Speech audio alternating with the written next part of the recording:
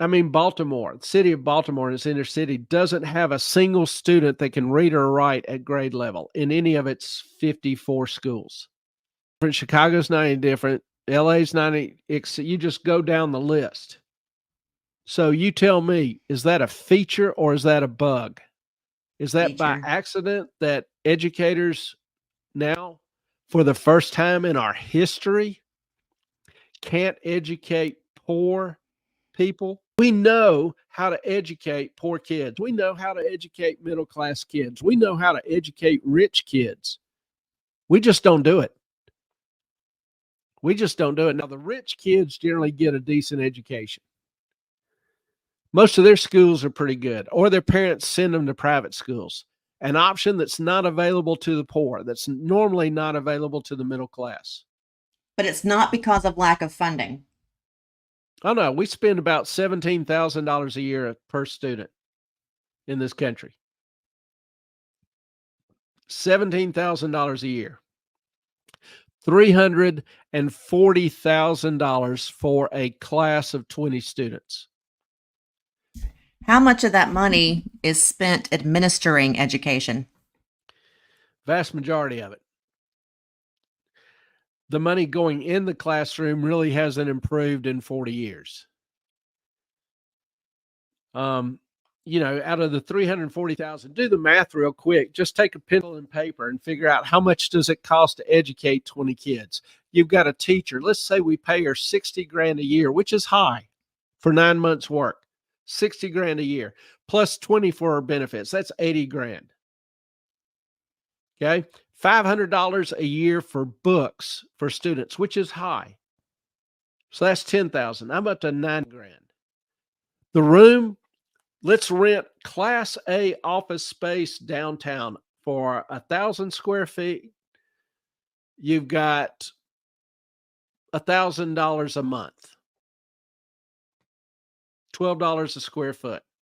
Make it higher or lower if you want, whatever. So that's $10,000. I'm up to $100,000. I've got the room, the books, the teacher paid for.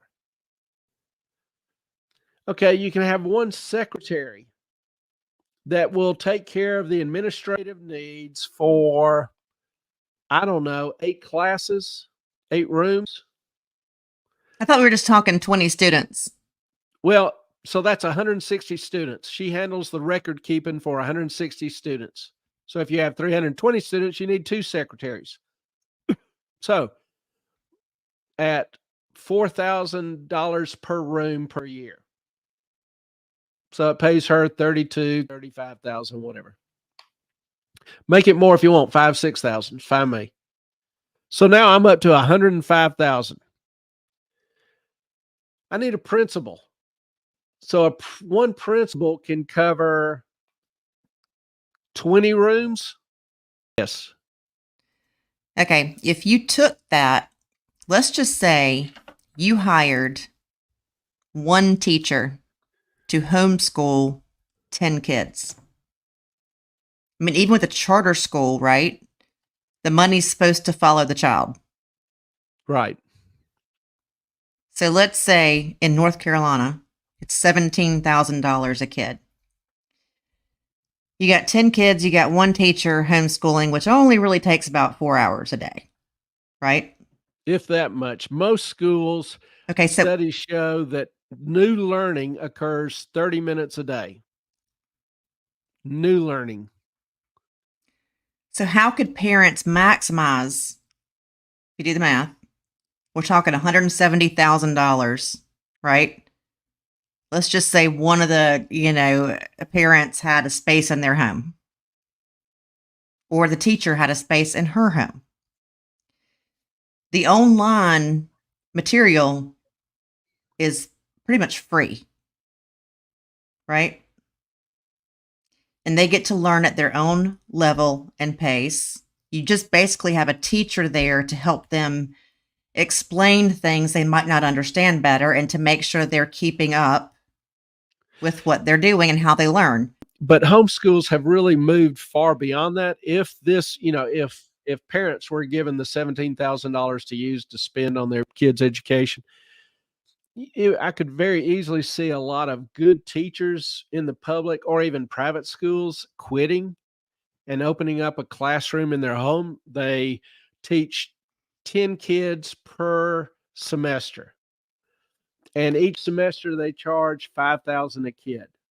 So she, instead of having 25 kids, 30 kids, instead of having chaos, all the paperwork, all the extracurricular stuff that she doesn't really help her teach better.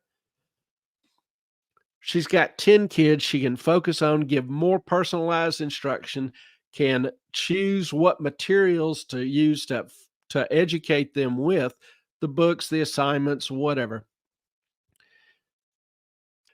$50,000 a semester, so $100,000 a year, doing 10 students instead of 20, 25, and working fewer hours because she wouldn't have to keep them 8 hours.